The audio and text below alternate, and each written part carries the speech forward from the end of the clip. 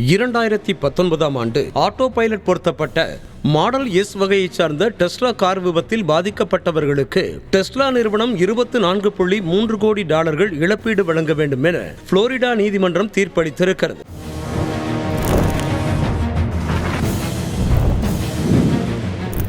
உலகின் முன்னணி கார் நிறுவனங்களில் ஒன்றான எலன் மஸ்கின் டெஸ்லா நிறுவனம் டிரைவர் இல்லாமல் மென்பொருளில் தன்னிச்சையாக இயங்கும் வகையில் தானியங்கி கார்களை உருவாக்கி வருகிறது. இந்த நிலையில் கடந்த 2019ஆம் ஆண்டு நெவல் பெனாவிடஸ் லியோன் மற்றும் அவருடைய முன்னாள் காதலன் தில்லன் அங்குலேலா ஆகியோர் மாடல் எஸ் வகையை சார்ந்த டெஸ்லா காரில் பயணித்துள்ளனர். அப்போது தானியங்கி முறையில் ஓடிக்கொண்டிருந்த டெஸ்லா நிறுவன கார் கட்டுப்பாட்டை இழந்து விபத்திற்குள்ளான நிலையில் காரில் இருந்த நெவல் பெனாவிடஸ் லியோன் பரிதாபமாக உயிரிழந்தார்.